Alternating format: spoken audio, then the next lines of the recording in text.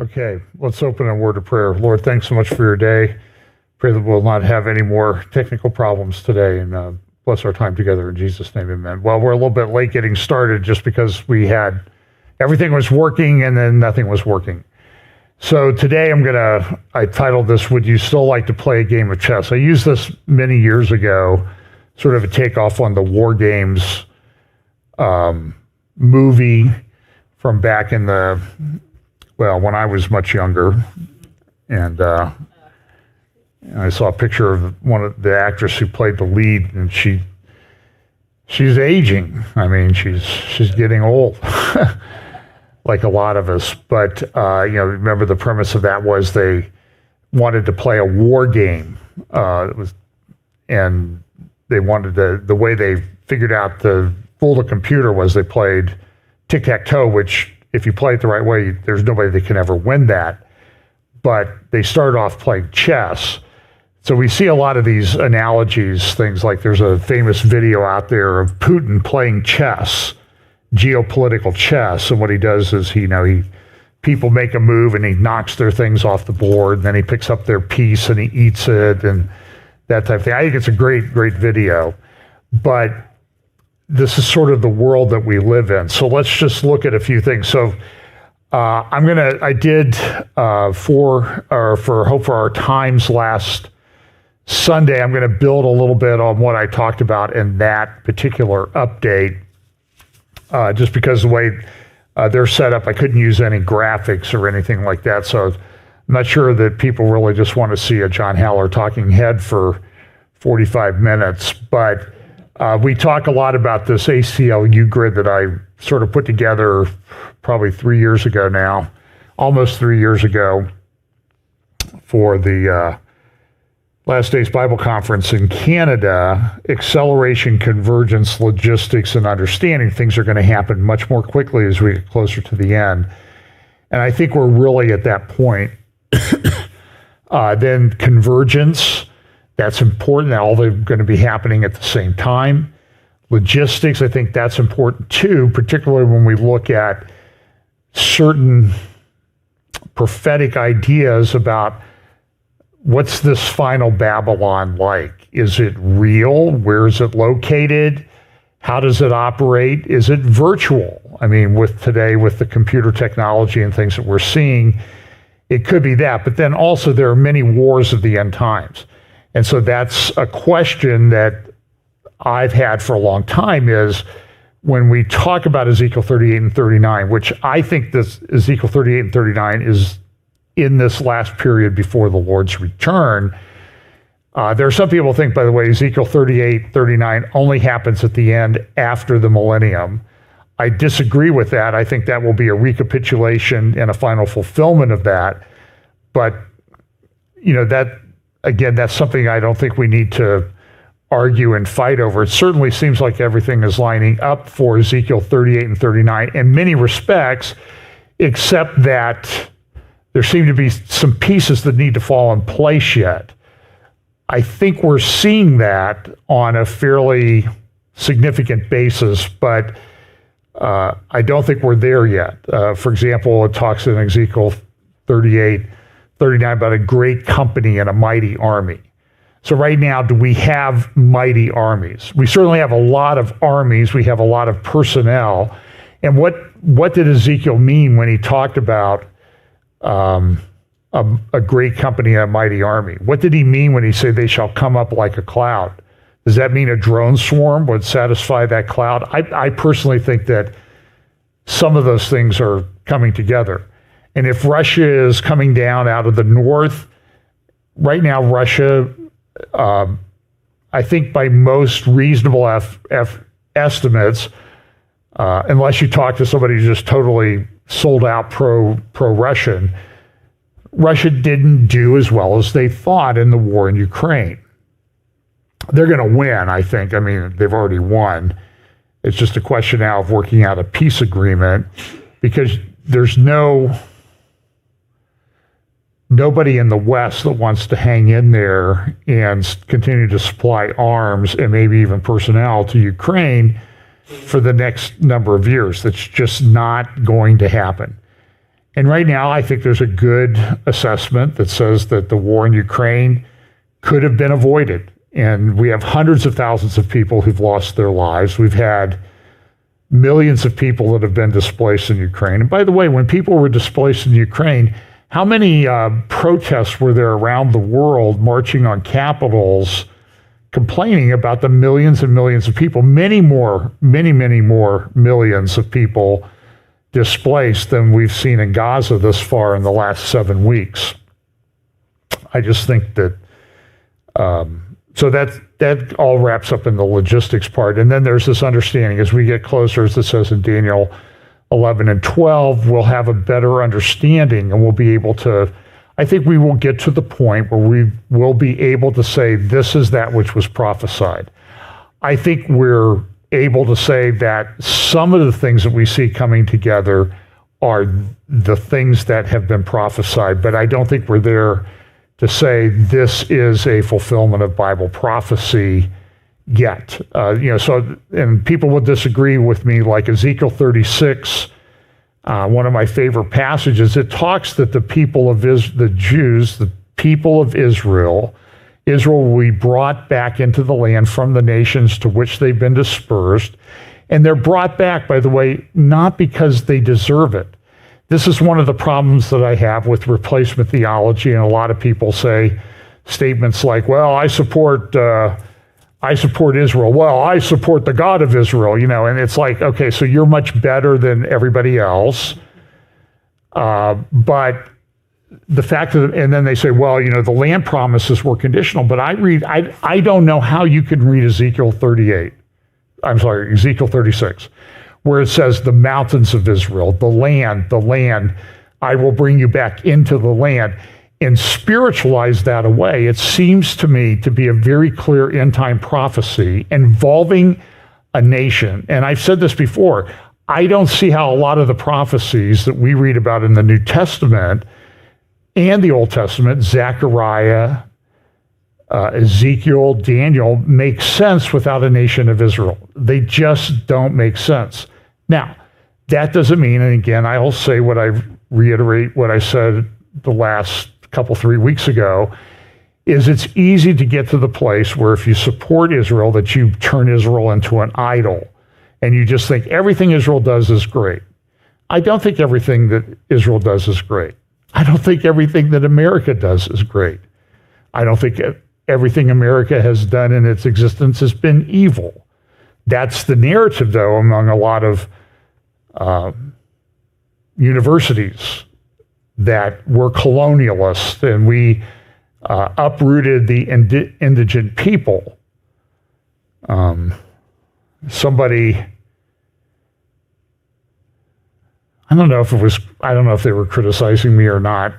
Let's just pretend that they were criticizing me about that. Oh, well, you don't really believe in Romans 13, do you? Because the people in the American Revolution, they sinned and violated Romans 13 when they engaged in the revolution against the English crown. Now, we can have an argument about that, and I'm willing to have an argument about that. But listen, don't get your little self-righteous hobby horse about the American Revolution, okay? Because how did the British Crown come into being? I mean, didn't they invade a country? I mean, didn't William the Conqueror come into England? Invade. So where do you cut things off? So I think we need to maybe talk about a little bit deeper understanding. So these are the things that are going on. This is, again, the Economist magazine's The World Ahead 2024, and I appreciate a lot of the comments that people had. Some of the building blocks and things that I see that I was having trouble understanding. Somebody said, well, that's just blockchain. And I think that's probably correct. We have the line of eclipses here that go across, and there is a major eclipse in the United States next week. There was just one within the last 7-8 weeks. There'll be a bunch of elections in 2024, not the least of which is here in the United States. I think in the UK, they're going to have an election. You see the conflicts between Biden and Xi down here, and you see the areas of conflict. You see South America, I think that's an area of conflict between the U.S. and China, particularly the Panama Canal, although my understanding is the Panama Canal right now is having major problems getting enough water for ships to be able to transit. They've had to cut back on how much cargo the ship has, because with more cargo, the ship will ride lower in the water. They don't have enough water. It's a lack of fresh water. It's not a sea level canal like the Suez Canal is. It's a largely reliant on fresh water once you get past the first lock or two. And you need fresh water, and they're in a major drought in Panama right now. So there are ships, they're stacked up there. It's affecting world trade. They've adopted a process by which a ship can jump the line by paying a fee. And last week, a ship paid $4 million just to get to the head of the line, rather than sitting out there. So and you don't really hear a lot about this in the media because everybody's distracted by the war in Gaza. That's the problem. But you see other things here on this world in 2024. You see the Neuralink there in the middle left below the eclipse line. And that's coming. I am continually getting information, publications about all the stuff that's going on with AI and how it relates to human health and that sort of thing. And that's developing very quickly. Then on the right, we see what appear to be the markets going down. There are a lot of turmoil there. So there's a lot of things that are, and I think this Economist cover does sort of pick up, and the hourglass at the top is indicative of the fact that we appear to be running out of time. But the other thing is this other Economist cover talked about the biggest problem facing the world right now is the potential reelection of Donald Trump. And they talk about it in this magazine, and I'll talk more about that in the future.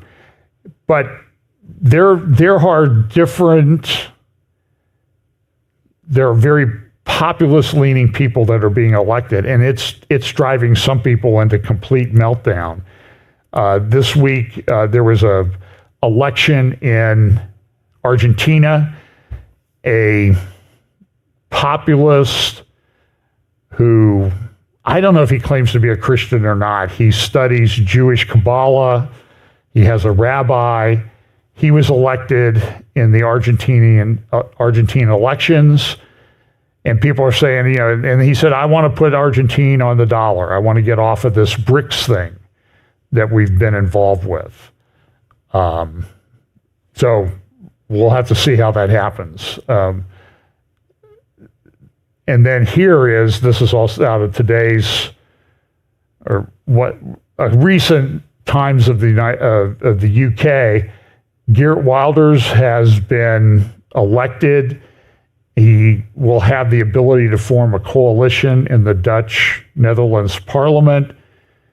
And he came out, he was very clear that, listen, we cannot allow any more Islamic people into our country. That's the problem. By the way, while this is going on, I don't know if you've seen, Russia has supposedly these great no-go zones in its country where they're very strict about everything, but it just seems amazingly now there's people in warm coats and shoes walking across the borders, and they're all Muslim, and they're walking into Finland. And so this is what General Breedlove, who was the head of NATO Supreme Commander of NATO for a while, testified at Congress. So this is what happened. It appears that what they did was they bombed certain areas in Syria to get the Sunnis out and get them on the road to become someone else's problem. And this is continuing. We see massive amounts of immigration. It's not just here in the United States. It's into Europe. Italy is being crushed. The UK is being crushed. Netherlands has been crushed. Germany has been crushed. France has been crushed. And all of these are a problem. Now, what was interesting this week was that there was a stabbing that took place in Dublin at a school by an Algerian. And they've been very coy about the way they did this. Now, mind you, Ireland has been very anti-Israel in the way they've approached things recently. They're not in favor of Israel at all. Oh, Israel, you need to learn how to deal with that problem. What did it take to change? So Israel had 1,200 people slaughtered by Islamic militants, terrorists, in southern Israel 7 weeks ago. And Ireland's been very those Israelis, they need to back off. They shouldn't go in there with such great force. Why it's just the carnage, it's genocide, all this. And what happened? I don't believe anybody was killed in the stabbings that occurred at a school in Dublin, Ireland. They took one stabbing in Ireland in riots and demonstrations in the streets. So it's, I don't enjoy riots. I enjoy watching people's hypocrisy being exposed so quickly. So why are you now, you can fight this now? And they're having major demonstrations there. And of course, what happens with the people in charge, they come out like, well, you far-right people, you need to calm down and not protest this. So what are they doing? Well, they must read The Economist because The Economist is a magazine that sort of gives people global elite. Now, one of the other things that's coming is digital ID, digital currency. I don't have a lot on that today, but here is a little video clip recently of Christine Lagarde. She's the head of I can't remember if she's head of the IMF or the European Central Bank. Here's what she had to say. The digital euro is on the move. Yesterday, the Governing Council of the ECB approved the opening of the preparation phase. It will be a journey, and we will walk the journey together with the legislator. All European institutions will be involved to make sure that Europe is equipped with the currency of the future. Cash is here to stay. You will have all options, cash and digital cash. So what does it mean for you? For consumers, it would be free and easy to use everywhere in the euro area. All of that, of course, is subject to the legislative process. Cash or digital, the choice will be yours. Your euro, your choice. I don't believe her. Okay, so she head of the European Central Bank. Now, there was this little, with the artificial intelligence thing, a rather crazy, weird series of events at OpenAI. OpenAI is one of the leading digital artificial intelligence, trying to develop AGI, artificial general intelligence.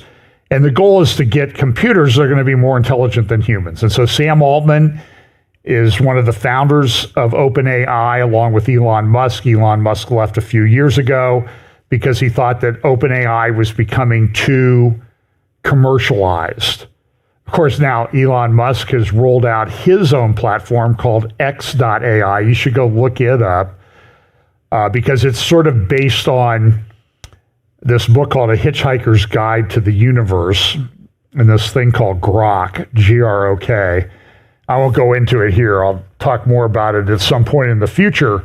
But here, OpenAI, their board was people who were described as altruistic. We don't want to be too commercial in the development of artificial intelligence. They got concerned with Sam Altman. Now, there's a lot of different rumors running around about Altman. They say, well, maybe he was too focused on other things, and he is involved in other things. In fact, it says, and so they fired him. Then Microsoft got involved. Then Sam Altman went to Microsoft, which has invested about $13 billion into OpenAI. They're probably the biggest investor. Then, lo and behold, some new board members got appointed, one of them being Larry Summers. He used to be at Harvard, Secretary of the Treasury. under the first or second Obama terms. I don't think he's been involved in the third term yet. The first Biden term, but wink, wink. But so here's this. This is from Wired. Sam Altman's second coming sparks new fears of the AI apocalypse. That's from Wired magazine. Remember, it was years ago, Wired magazine put out that article about the social credit score. Great graphics in that magazine. That time, I've used them in some of my talks. And they were concerned about where social credit was going to go. So just look at what this says here. OpenAI's new boss is the same as the old boss, but the company and the artificial intelligence industry may have been profoundly changed by the past 5 days of high-stakes soap opera. Sam Altman, OpenAI's CEO, co-founder, and figurehead, was removed by the board of directors on Friday.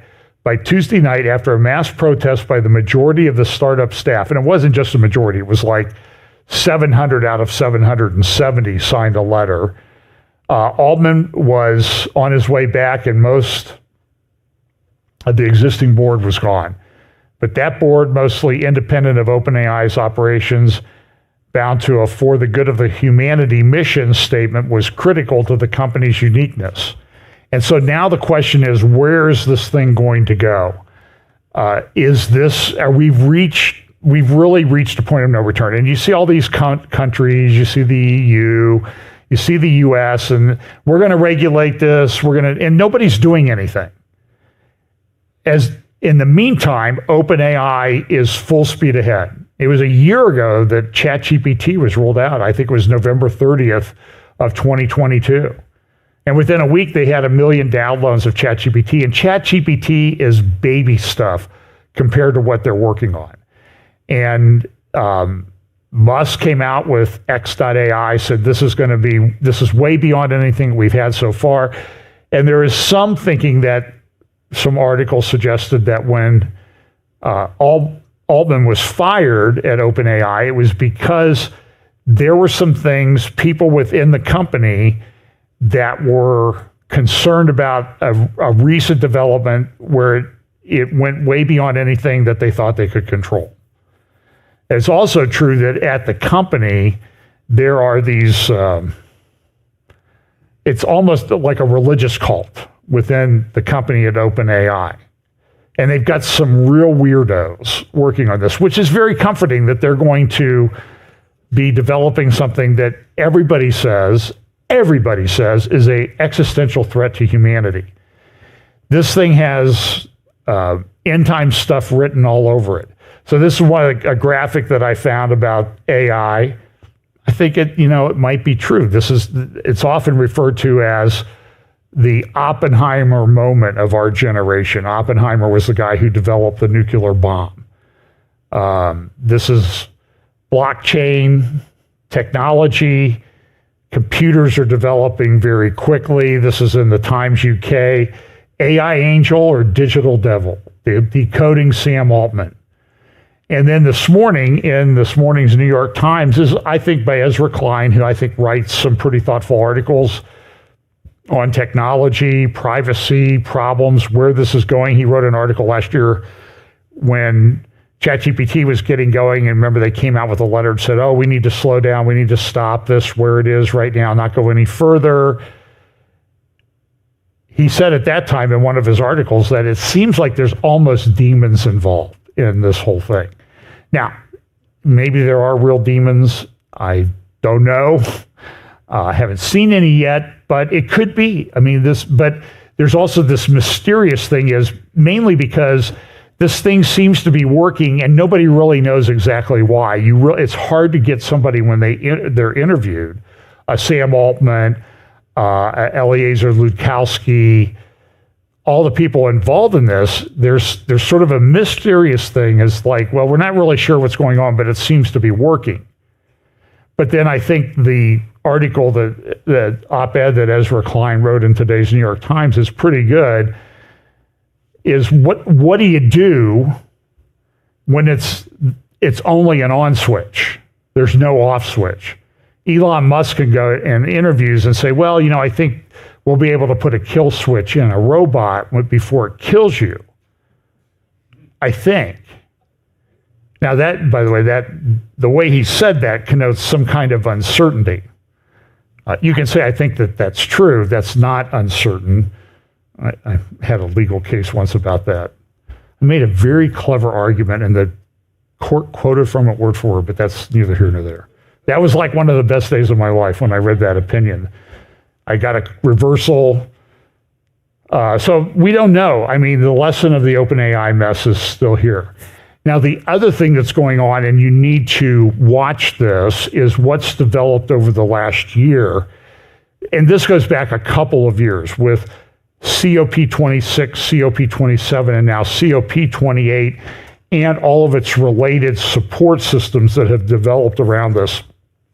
One of those support systems is a thing that King Charles III of England developed while he was Prince Charles called Terra Carta, which is a play on, in fact, it was like 5 years ago today, I was at the British Library and I saw the original Magna Carta, one of the great documents of Western civilization. Whether you agree with it or not, it was very important. I think what was it, 1200s that came out.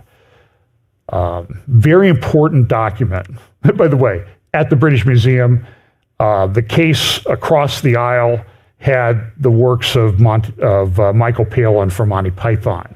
I thought it was kind of an interesting juxtaposition, like Western civilization, and then right next to that was original papers of the Beatles. So you had the Magna Carta, original King James Bible, Monty Python, and the Beatles. And it was like all kind of in the same room. And I just thought that was just kind of a very British way of organizing the world. But one of the things that's come up with this COP28, which starts on November 30th, it starts on Thursday, I think you want to pay attention to it. I'm sure it'll be live streamed. King Charles will be speaking remotely. I think Bill Gates is speaking. I think Pope Francis will be speaking. And it's this big environmental push. Now, one of the things that they've done over the last 2 years is they had this thing called Goals House, is a diverse community of business and political leaders, activists, NGOs, and entrepreneurs to work on climate change. And they've had a series of things over the last year. They went to Davos early 2023, and they had a series of meetings. Then they went to Cannes in June. Then they went to also the London Climate Action Week. Then in September, they had a significant number of meetings at the UN General Assembly, and then they'll go to COP28 in Dubai starting on November 30th. They also had Munich, they had Austin, they had DC.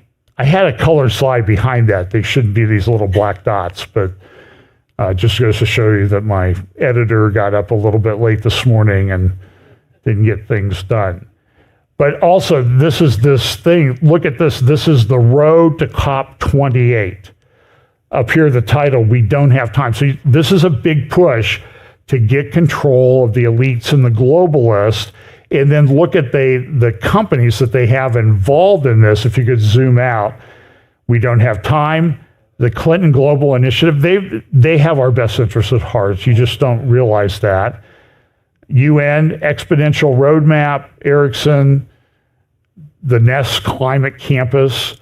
So this is a big thing that everybody's getting on board with, and you need to watch this week. I have some friends who think that, what's going on in the climate thing is the covenant that's referred to in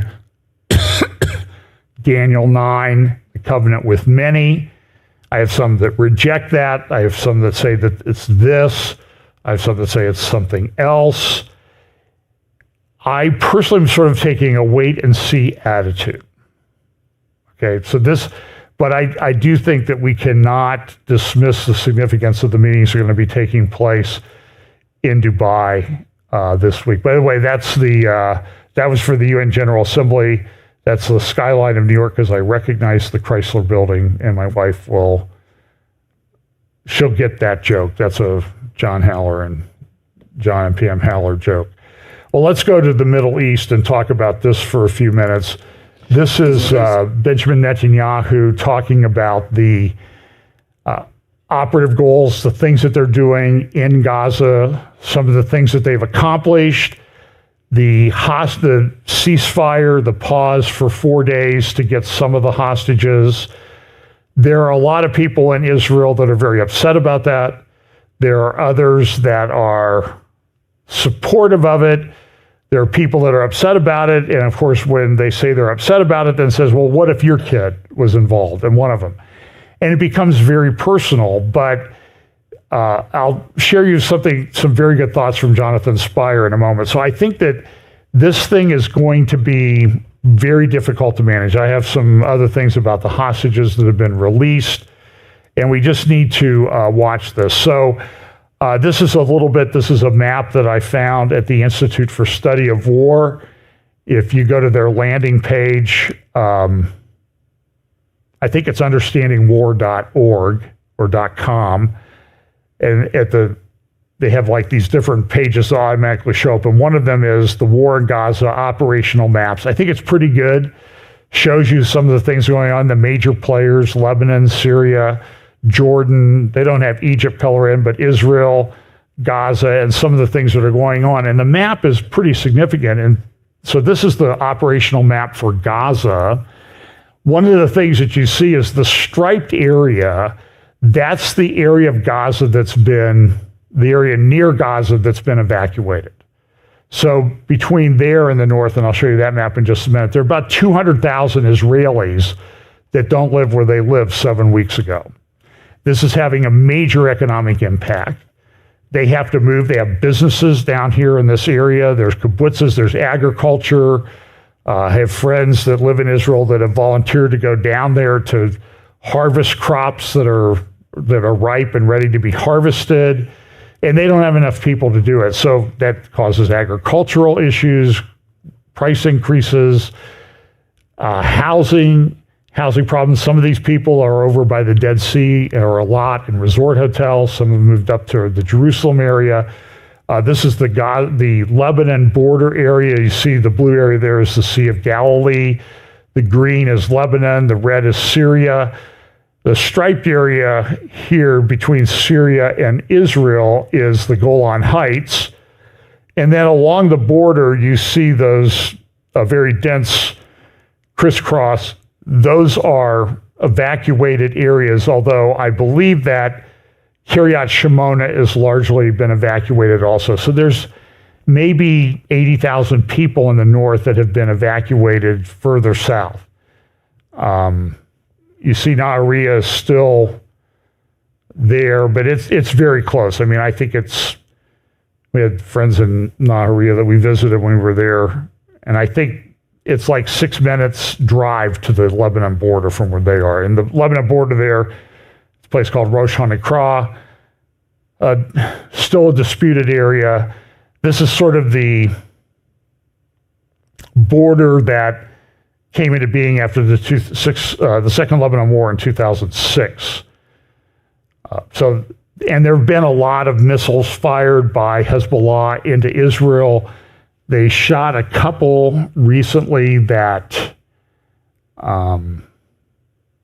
took out a base. I did ask somebody in Israel, a journalist in Israel that I trust immensely. I won't quote him because I don't want him to be embarrassed that he knows me or something. I don't know. But very, very intelligent, one of the best analysts in the Middle East, and you should follow him. But he said, well, I don't know, the base was pretty much empty. So this is what's been going on. So we're being attacked, the U.S. troops in Syria, northeastern Syria. There have been 69, 70 attacks, and we will respond. We will bomb an empty storage building to show Iran that we mean business. But Hezbollah is doing the same thing. So they're trying to do things. They're trying to show we're here, we're watching, we're ready to go. This is what Hezbollah is the message they're trying to convey. But we're not going to do anything that's really going to provoke you. So it's this game of cat and mouse. But back here in Gaza, Israel and northern Gaza, the word is, this is a map that I overlaid that shows the destruction. The yellow are destroyed areas, the red are recently destroyed areas. Those, the estimate is the buildings in that part of Gaza are 50% destroyed. Israel has been very brutal with the way that they're going at this. Now, there's also a report, so these missiles, the rockets still continue to be launched. And there is a report that Israel was able to shoot down a rocket using iron beam. And if you remember, this is a video of iron beam and how it operates. So iron beam uses a laser, not a missile. It's much more efficient. You can literally shoot down a missile for dollars of electricity by shooting a laser beam at it. It heats the missile or the rocket and it knocks it down. And so this is effectively what Raphael, the company that makes this is how they sort of envision iron beam working. It would be deployed and it would shoot down. Now, if it shot down a rocket, that's a big advance. Because a rocket, when it shoots, it's sort of like a bullet. A bullet is spinning when it leaves. A drone is different to shoot down because it's not spinning. So if it's a rocket that's spinning or a missile that's spinning as it flies through the air, then it has to give a concentrated beam for a longer period of time in order to shoot down the missile. If it's just sitting there, that's different. But if it's flying, it's a much more difficult thing. It has a very limited range, maybe a mile to 1.5 miles at best. And so it needs to be deployed in a lot of places. But if they did shoot it down, that's a significant technological advance. So this is a big deal what's been going on in Israel with the development of technology. Now, I just put this picture up to show sort of what's happened in Gaza, in Israel. These are containers that are full of dead bodies. There's still hundreds of bodies that have not been identified. So what's happening now is hostages have been freed. I think 20-some Israeli hostages, and then Gaza has an immigrant Thai population and some Filipinos working there that were taken hostage. So they've pretty much been released. And by the way, people say, well, they don't care about them because they don't put them on posters. Yeah, they're on the posters all over the place. By the way, this thing that I see going on all over the world where they put up a picture of the hostages that Hamas took, then people, professors, lawyers, doctors, go and just tear them down. And they're confronted and they say, well, this is propaganda. So they act like it's not true. But they're releasing hostages now. So if it's not true, then why are they releasing people who were never kidnapped? Oh, it's all an Israeli ruse, and it's all the Jews are doing this. And you see these people that have the anti-Semitism is just crazy. And it's sometimes not as overt as others. For example, here's the New York Times from yesterday. 24 hostages are freed as aid heads into Gaza. Now, those were hostages coming from Gaza into Israel. So what did the New York Times do? They put up a picture, and the picture they put up was what? A lady wearing a Hamas flag. This was because the deal was they would release Palestinian prisoners, women and children. And, these people are innocent. I'll show you how innocent they are in just a moment. And some of them came out, they're calling for the death of all Jews. They've been in prison in Israel because they did bad stuff. Even as children, they did bad stuff. Oh, it's harsh. And so what you see is this moral equivalency. Well, we have hostages, you have prisoners, they're hostages too. It's the exact same thing. So there were a lot of people released. Really, heartwarming videos. I'll show you one in just a moment of these different people who've been reunited with their families. They were in pretty good shape, although they said it was not, they had to sleep in plastic chairs. If they wanted to go to the bathroom, they had to knock on the door, and sometimes it'd be an hour and a half before somebody came to let them go to the bathroom. And so there's freedom for some. Women and children have been released. Some Thai men have been released, but no Israeli men, and certainly none of the Israeli soldiers, of which there are a significant number that are there. And you see these people that have been in captivity now for 49 days. They've been released. A lot of people are celebrating this. And people are making really stupid statements. People are getting fired. I don't have a lot of sympathy for them. This is more about the chaos in Ireland that I talked about earlier. A knife attack outside a school acted as a trigger for a mob fueled by anti-migrant rhetoric. And so that's what they say is it's never the person who does the stabbing who's at fault. It's never Hamas who did something awful that's at fault. It's the Jews, or it's the far right. So this is what they do, is they push this narrative. Some of them were afraid, the hostages were afraid that they were going to be executed.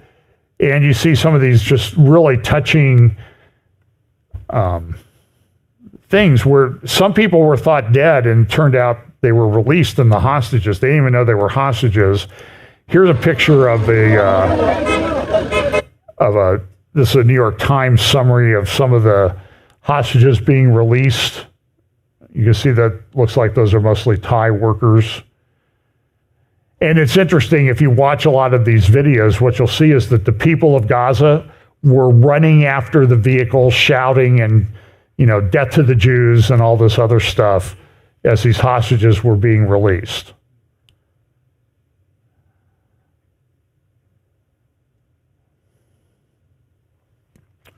And then, just like I said, some very heartwarming things. Here's a little 9-year-old boy. He had his birthday while in captivity, who was released. Sees his father. He was held with his mother. His mother was also released. Here she comes. I think also his grandmother. She was released also.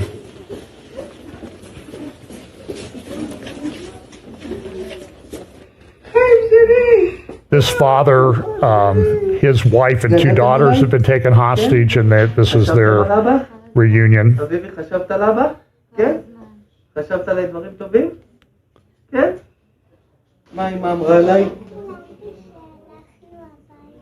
חלמת שהלכתם הביתה? הנה עכשיו החלום מתגשם, אנחנו בבית, זהו, אנחנו עוד מעט הולכים לבית שלנו. עוד מעט אנחנו חוזרים לבית שלנו. So very heartwarming. There was another, I don't have the video in my slide deck, little girl named, I think her name was Emily Hand. Her father is Irish. He had gone to Israel to work at a kibbutz. She was staying over at a friend's house, was taken hostage. It was initially believed that she had been killed. The father had actually come out and said, I'm glad that she died so she didn't have to spend time with those monsters in Gaza. Well, it turned out she was released yesterday, 8 or 9 years old, had a reunion with her father. Now, at the same time that they did that, they released prisoners. Excuse me, I've been brainwashed. They released prisoners in Israeli jails of people that had been done. And so one of them was this lady. They put up her before picture. This is what she looked like before she went, a couple days before she went to Israeli prison. And they said, look at her now. This is the way she looks. But what they don't tell you is that she got burned because the car bomb that she was trying to set off exploded and burned. It didn't explode, it burned, and it burned her face. It was her own fault, but the way it's being put up on social media is, look what Israel did to this beautiful lady, how they destroyed her face. Israel did not do that. she did it. The anti-Semitism that is unbelievable. Now, I have a couple little videos that are compilations of some of the people released from Israeli prisons. I think there were 50, and there'll be more. There was another hostage release, was delayed. Israel came out and said, if we don't have these people by midnight, the ceasefire is off, and they got the people just before that, so then Israel released more people. So they're probably up around 100 prisoners released, teens and women. But here's what some of these people did. Here's a video. This lady was released, and you can see her, she's trying to stab this guy in the old city of Jerusalem, and he dealt with it, did a little street justice there. She survived and she's been released now, but they act like she was innocent. Here's a compilation of videos. This is one of the this poor boy, he was held in prison. It was just terrible. Well, you see him running down a guy on the street with knives. That's not a good thing. I don't care if he was 12 years old when he did it. Here's another guy being chased with somebody with a knife. That might be one of the same guys.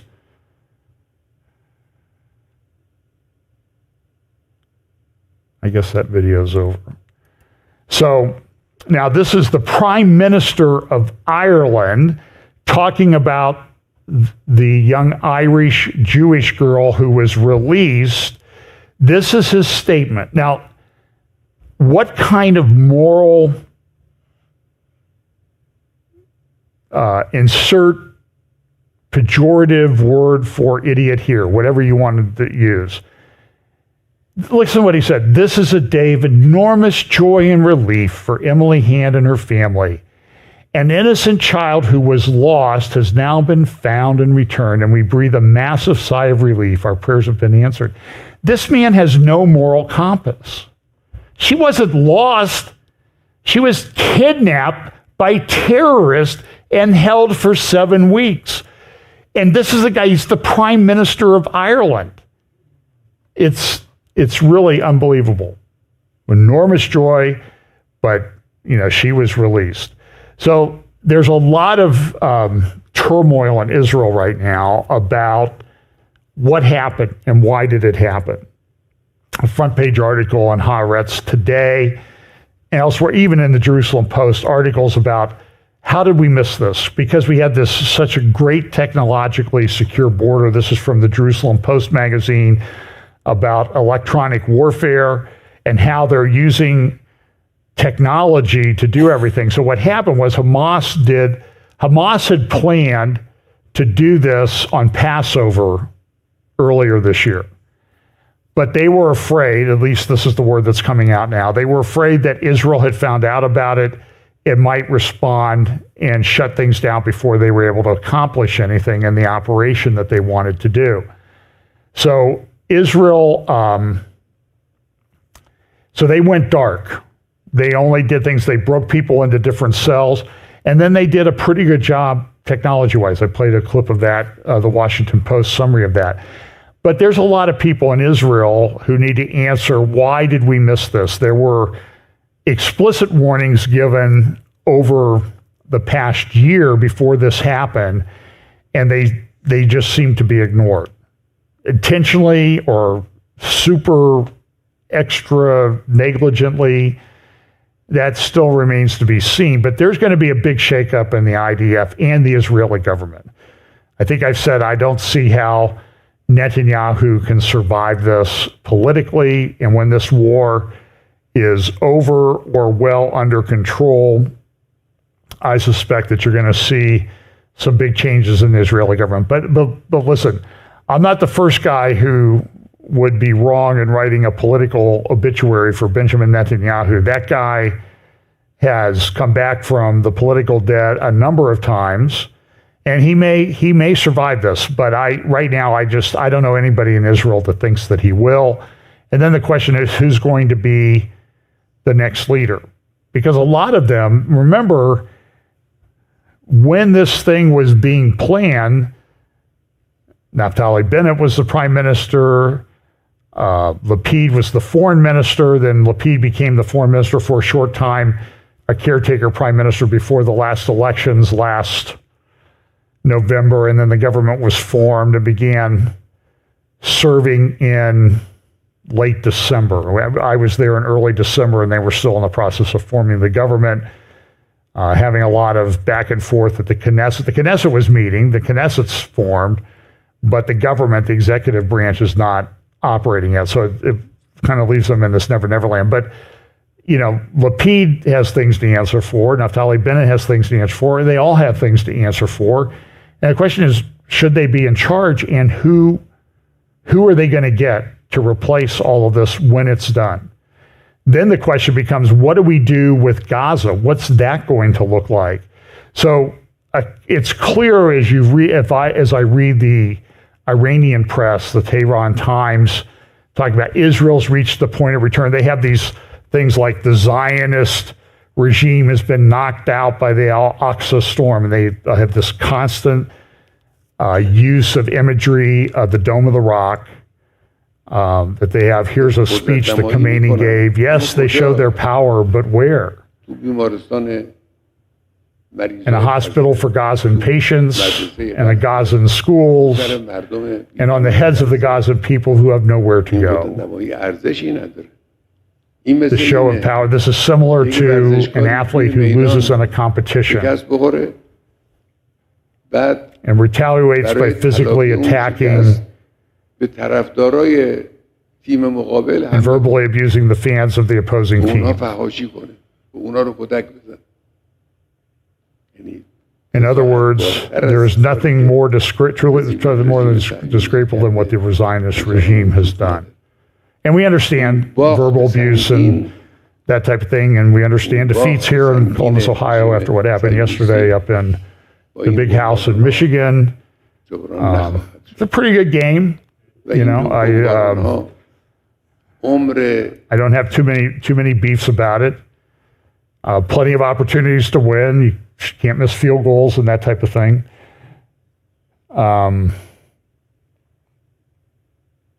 So here's this or throw interceptions at inappropriate times that lead to points or the end of games. So here's the Iranian foreign minister in Beirut meeting with Hezbollah leader Nasrallah. And you can see, this picture gives you the exact picture of who's in charge, who controls Hezbollah. This is where Nasrallah meets with people. There's the flag. And of course, there's the Ayatollah Khamenei and the Ayatollah Khomeini, the two supreme leaders that Iran has had since 1979. That's who Nasrallah listens to. So there's a lot of question about this. And this is what the headline of the meeting said: resistance will emerge victorious in Gaza war against Israel, Hezbollah chief tells Iranian foreign minister. So the question is, what's Hezbollah going to do? At the same time, you see all of this propaganda everywhere. So here's an interview that with Martin Griffiths by Christian Amanpour from CNN. I want you to listen to what he says about what has happened during the Israeli invasion of Gaza. Now listen to this. This is the UN top guy in Gaza and what he thinks. And listen to this. So you have been, on the front line of this since the beginning, but you've also been, UN special envoy and advisor to many, many, many issues. Yemen, Syria, you've been in UNICEF, you've been doing this for a long time, head of relief operations, NGOs, the whole lot. Have you ever seen anything like this? Well, how do you assess what's happening right now in terms of humanitarian needs in Gaza? The worst ever, Christian, and I don't say that lightly. I mean, I started off in my 20s dealing with the Khmer Rouge, and you remember how bad that was. Yeah, a couple million people. But 68% of the people killed in Gaza are women and children. They stopped counting the numbers of children killed after 4,500 had been counted. Nobody goes to school in Gaza. Nobody knows what their future is. Hospitals have become a place of war, not of curing. No, I don't think I've seen anything like this before. It's complete and utter carnage. There's another man who has I would say he has a broken moral compass, but I think that's giving him too much credit, because to say that his moral compass is broken presumes that he has some morality. This is unbelievable. The worst I've ever seen. And I started with the Khmer Rouge, the killing fields. And so they say, and so here you see this is the New York Times front page. Deaths reported in Gaza, and this is the 68% number. And look down here, the source, Gazan officials. Hamas. At least they're honest where they get this, but they don't do any. What happened to the journalism part? Here's another one. Share of people killed in Gaza fighting between Israel and Hamas. Sources, UN Office for the Coordination of Humanitarian Affairs before 2023. Now, Gazan officials. So at least they're honest about this. And it's this claim over and over again, this is genocide. So Morish Hashem, if you've ever been to the Jewish quarter in the old city there, the square where the menorah is, he's got a shop there. His shop is Shor Hashem. I don't think that's his last name. But anyway, Moshe, he put this on his Facebook page this morning. This is ethnic cleansing. Jewish population 1948 versus 23. Egypt went from 63,000 Jews in 48 to 3 today. Syria went from 40,000 Jews to 0. Iran, 100,000 to 8,500. Iraq, 150,000 to 4. Lebanon, 20,000 to 29. Morocco, 265,000 to 2,100. Algeria, 140,000 to 200. Libya, I'm going to go through each one, 38,000 to 0. Tunisia, 105,000 to 1,000. In Gaza, about 8,000 in 1948 to 0 today. Who's apartheid? This is the apartheid. By the way, it's genocide. If this is genocide, this is the most, I'm sorry, I don't like people dying in war. Innocent civilians, and I'm sure there are innocent civilians. What I don't like is I don't like that anybody who talks about this, Christiane Amanpour, she is a despicable human being. She has been like this forever, anti-Israel. And she could get on, she could come up here and argue that she's not anti-Israel, but the proof is all the things that she's done, all the interviews that she does, where she never challenges these people. It's like Candace Owens interviewing Norm Finkelstein, who's one of the most anti-Jewish people on planet Earth, never challenges him. Why is that? Tucker Carlson does this too with people. Candace has Kanye West on, who denies the Holocaust. She doesn't challenge him. I don't know whether she believes it or not. But, Candace, if you're not in agreement with Kanye, at least challenge him a little bit, make an effort. It's not that hard, but she gives these people a pass. And Tucker Carlson does too, and it's very concerning. There are a lot of articles out there that you can find about this. The David Horowitz Center, they put up an article on their blog this week. It said, "Goodbye, Candace." And they were one of the ones who gave her a platform in the initial stages. And they said, we just can't have this. But so if this is genocide, look at what's happened to the Arab population in Israel. In 1948, it was 156,000. It's now 2.1 million. Boy, that's pretty effective. If you're trying to grow something. Arabs in Gaza, 80,000 in 1948 to over 2 million today. Even with the people that have been killed in this recent invasion. It's crazy. So there are a lot of players that play in the Middle East. We see a lot of the foundations of Ezekiel 38, 39 being formed, Psalm 83, This is the graphic that I've used a couple times. And you can see some of the major players. I have China over here. That's kind of a wild card. You have Israel. You have Hamas. You have Hezbollah.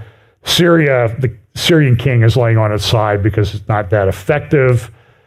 But he's making, there are Iranian militias that are now on the Gaza border with Israel that are Iranian controlled.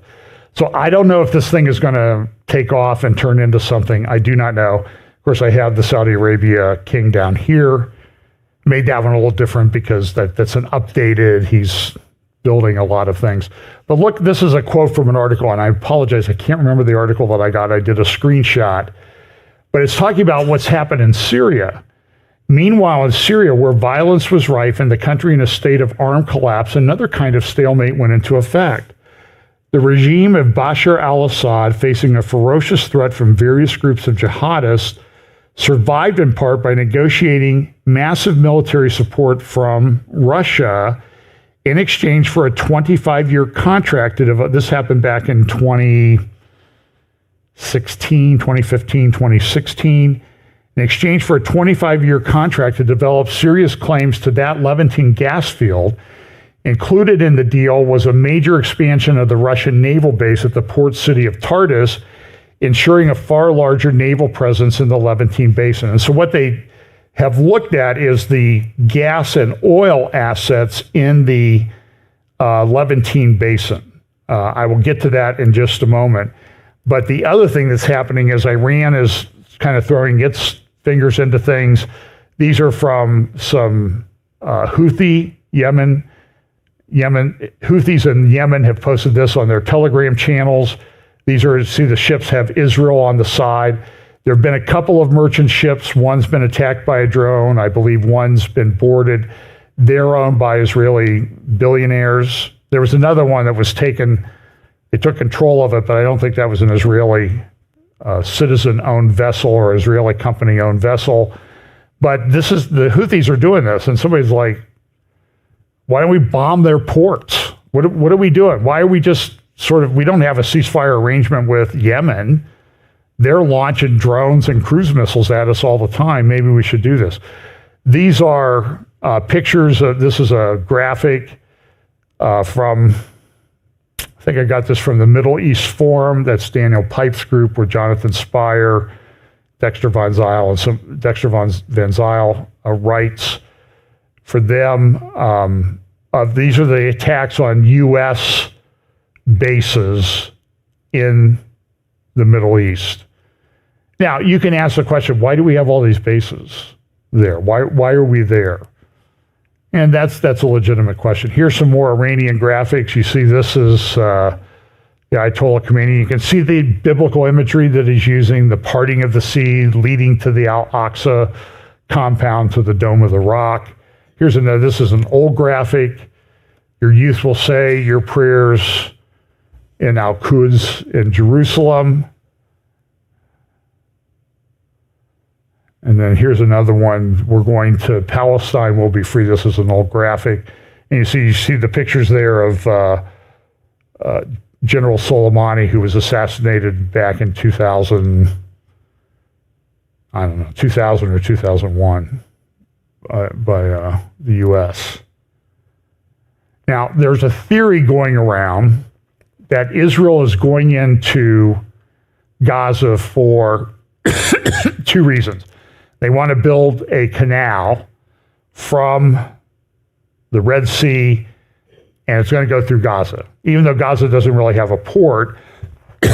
And there have been plans to do this for some time, but it's never gotten anywhere. I think I debunked that last week, that right now, based on world trade, they would get maybe $4.5 billion in revenue, but the cost of the canal will be way over $100 billion. Plus, the cost of the war is going to easily exceed $100 billion. It just doesn't make sense to spend $200 billion to get $4.5 billion of revenue. And I know people, they will control the trade. At most, they'll get half of the Suez Canal traffic. And it will, by the way, it will require like 500 nuclear explosions to dig the canal. Now, in 1963, when that idea was floated, maybe you could get away with, hey, we'll blow up 500 nuclear bombs in Israel to dig a canal. Do you think that anybody would allow that to happen today? And as I said last week, even the elites, even the, I don't care what you want to call them, the Illuminati or whatever, they have accountants, right? They're not going to, it doesn't make any sense to me. I could be totally wrong. Now, the other thing, though, is they're talking about the fact that, well, they want to get the gas off of Gaza. And you'll see like Stuart Peters, Mike Adams, the health ranger, or whatever he calls his program, Natural News. Oh, Israel's just stealing Gaza's gas. It's trillions of dollars. It's not trillions of dollars. It's not even trillions of cubic feet of gas, which is the measurement, one of the measurements used. Look at this article. This is, and by the way, this comes from a place called Workers' World back in November, about 2 weeks ago. Workers' World, workers and oppressed people of the world unite. So what do you think their orientation is, right? So they're saying, well, Israel's taking Gaza's gas. I don't know that that's true. Look at what it says.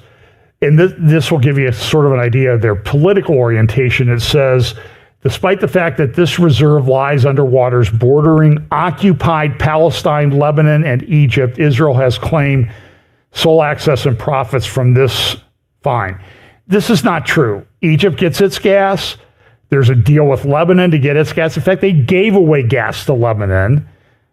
And Syria's been trying to develop gas, but nobody's fighting Syria. Syria's doing it because it's in a complete meltdown politically. They've had a civil war going on since 2011.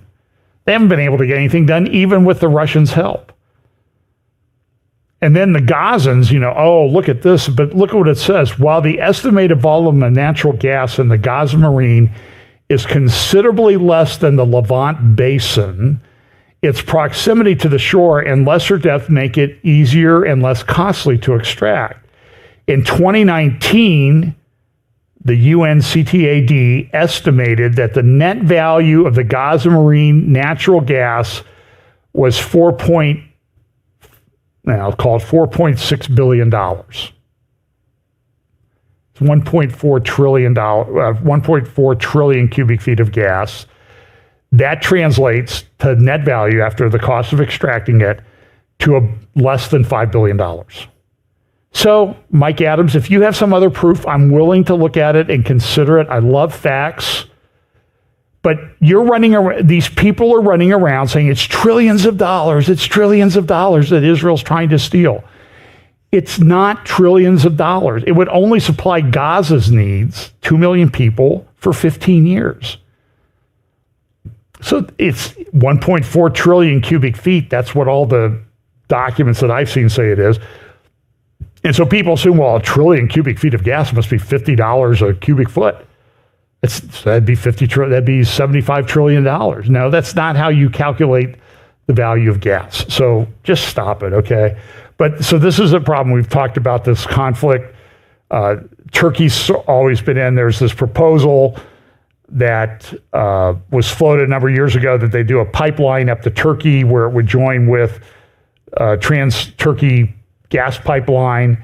There was also this East Med pipeline project that was talked about, but Amos Hochstein and others in our government put the kibosh on that, saying, well, we don't want to do hydrocarbon things anymore because of this. And that would have cost about at least $10 billion and taken 5 or 6 years. And there's not a drop of gas going that way. Hasn't been. They might be able to get some liquefied gas from some of the facilities in Egypt, but it's not even close. It's just a trickle compared to what Europe needs. So this is a graphic that I showed. This is the border dispute with Lebanon. That Israel gave up a lot of billions of dollars really worth of gas that they didn't need to give up. But Hezbollah can't do anything about it because they're focused on trying to get rid of Israel. This is a pretty good article at Brookings. I won't go into it, but this is talking about Erdogan and Turkey. Turkey's a major player in this. And interesting title, The Sultan's Ghost, Erdogan and the Israeli-Palestinian Conflict. And it talks about the fact that he's really going after Israel. He keeps bringing up things. The second paragraph there, it says, Erdogan increasingly describes the conflict in the Middle East in civilizational terms, a clash between the Crusader and the Crescent, and uses a narrative that combines neo-Ottomanism and Islamic solidarity. He has been able to convince a sizable portion of Turkish society that the Israel-Palestinian conflict is central to Turkey's global posture and regional ambitions. And he's really going for broke. So if you want to go to Brookings, I think it's brookings.org, and you can read about this article. I think it's a pretty good article, even though I think Brookings is kind of a center-left to left organization. But this one, I think, got a lot of the facts correct. We could talk about Ezekiel 38. Psalm 83, not Ezekiel 38. Went dyslexic there for just a moment. Psalm 83. And we'll talk about that more in the future. But this is another thing. This is some imagery from Iranian and Arab press, and you see how they view the Dome of the Rock. That's the heart of Islam.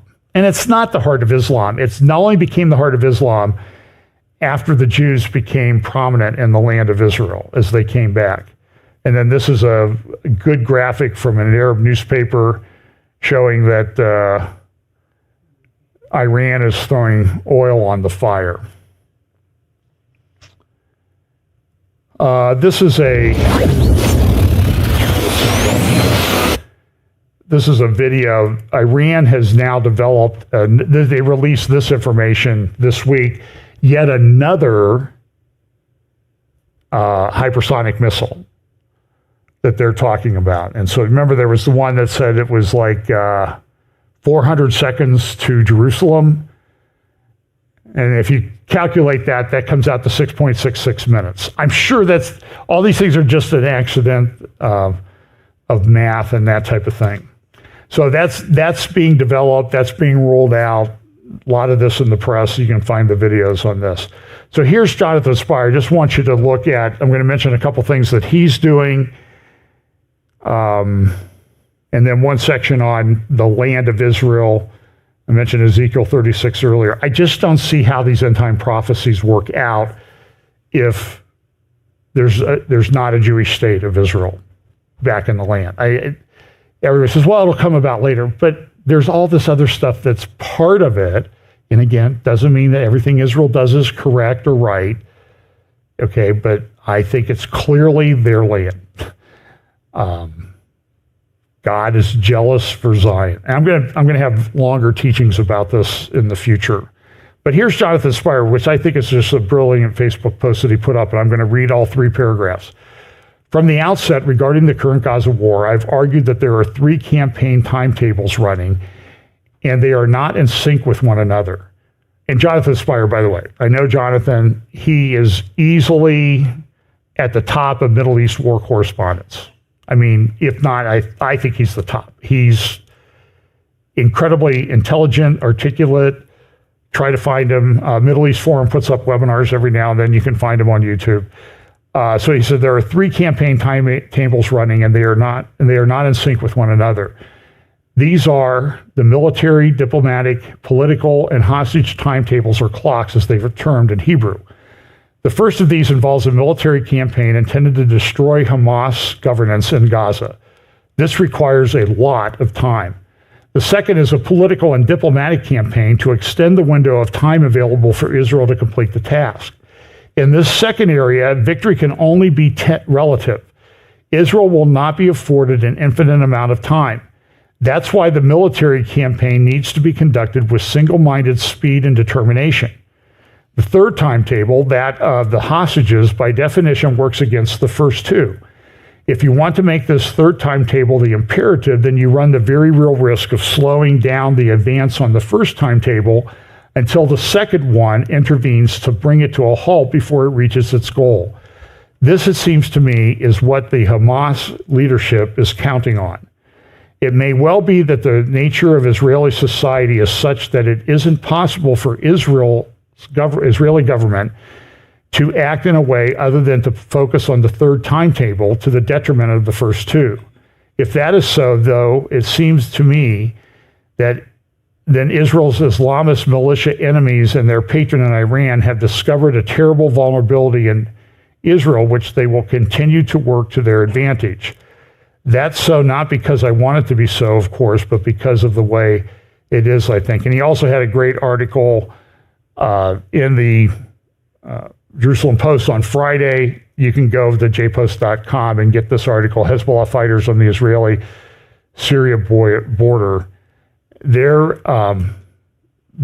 sort of probing whether that front explodes into a full-blown war, and if that goes into a full-blown conflict, then it's very likely there will be a regional war to a world war over this. And you see statements being made by Putin and Xi of China talking about how they're really in favor of the Palestinians. Israel's going too far.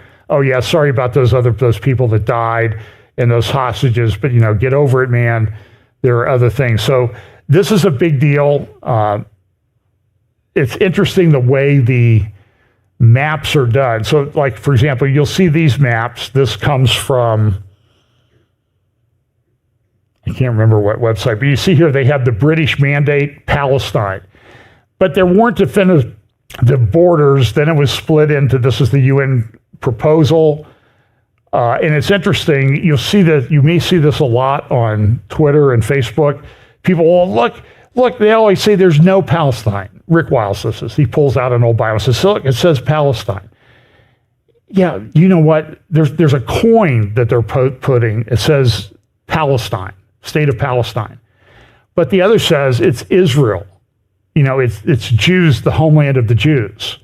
That's what the Hebrew says on the coin. And nobody ever talks about that. So they go back to this December 1947 map that was in the National Geographic magazine. I went back and dug out the archive.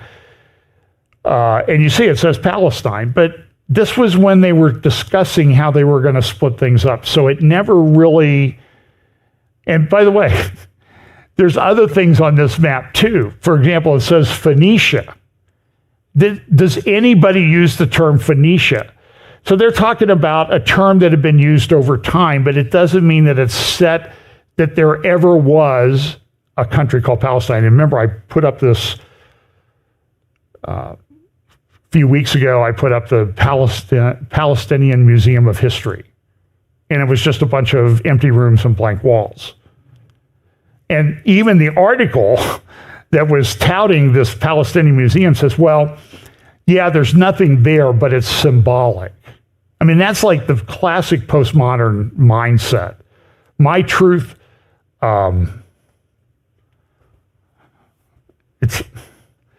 we used to be near a hyper-charismatic organization called the Glory Barn, where we went to college in Indiana.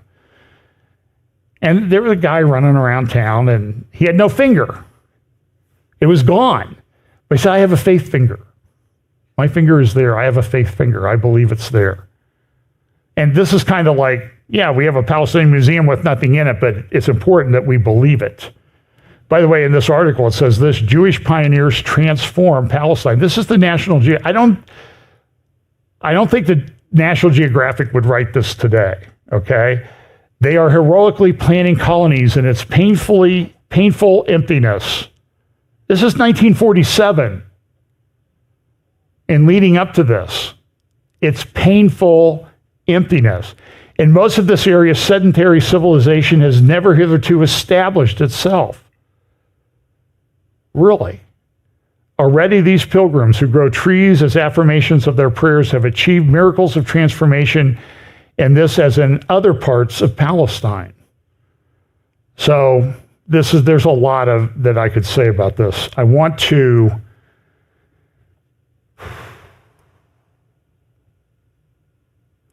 finish. I want to play this. This is an interview this is a video that was done about the development of NEOM. Because I think this is very important in this, and is there going to be this normalization peace agreement between Israel and Saudi Arabia? It will be the new Babylon, so to speak. And if it doesn't succeed, it will be an interesting phenomenon. Wait, let me go back. I talked over that. So, if it succeeds, it will be the new Babylon, so to speak. And if it doesn't succeed, it will be an interesting phenomenon. So that's what the guy said who's building this thing at NEOM, the architect. If it succeeds, it will be what? The new Babylon. So put that on your list, whether you like it or not.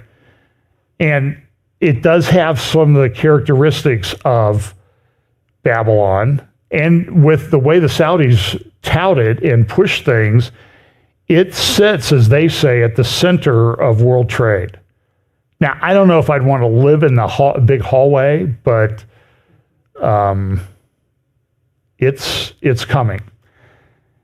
And then a lot of people are talking about, well, we're going to do something about Geert Wilders in his speech. That was the important part of his speech when he was elected in Netherlands the other day.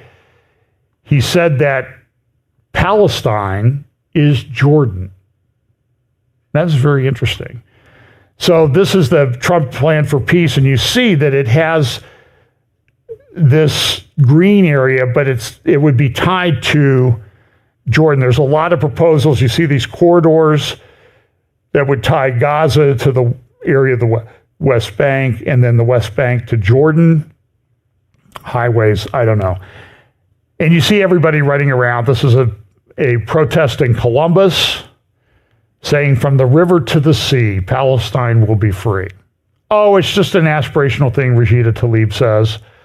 Baloney, it means get rid of Israel. Send the Jews someplace else. Send them to America.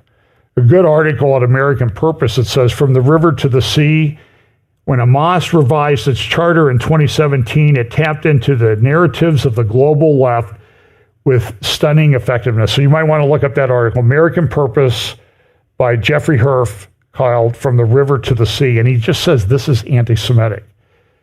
But listen, God has a different plan. And I mentioned this the other night in Zechariah chapter 9. It talks about the fact that when the Messiah comes, it's not going to be from the river to the sea. It says this, I will cut off the chariot from Ephraim and the horse from Jerusalem. The battle bow shall be cut off. He shall speak peace to the nations. His dominion shall be from sea to sea and from the river to the ends of the earth. That also says that in Psalm 72, verse 8. From the river to the ends of the earth. So I have one more thing, but I'm going to save it for a midweek because I think it plays very much into how we as Christians should view this Israel thing and the expectations that are rising among the Jewish people. It's from the end of Caroline Glick's interview the other day with a Nobel Prize winner, and I will discuss that separately because I think it deserves more time than I have today. So anyway, listen, the Messiah is coming. He's coming back to Jerusalem. The nations of the earth will be gathered together against Jerusalem. Now, I'm just going to ask you, how does that happen if it's not this Jewish nation of Israel? How does Zechariah 12? How does Zechariah 14? How does this son of perdition, man of perdition, go into a temple and declare himself above all, well, into the holy place and declare himself above all that is called God? That's a Jewish characteristic. I don't understand where people are coming from. By the way, you're entitled to your opinion. You know, I support people being wrong. I support people rooting for Michigan. Okay, you know, and they won, by the way. But listen, this is the way these things are playing out. It's all starting to come together. So let's pray, and I'll get something together midweek. I will be doing an interview live 10 p.m. Eastern, no, I'm sorry, 10 p.m., 10 a.m. Eastern on Stand Up for the Truth, Q90fm.com, and I'll post it on my Facebook and Twitter, 10 a.m. Eastern on Thursday the 30th. So I think that's all I have planned so far this week. So let's pray and let's keep all these things in mind. Lord, thank you so much for your word, for your guidance, for your gift of Bible prophecy to us so that we could make some sense of the things that are going on in the world today. Lord, I just pray that you will give us the courage, infuse us with the Holy Spirit so we can stand firm in our faith and share the gospel with those around us as time appears to be getting shorter and shorter. Bless us this week.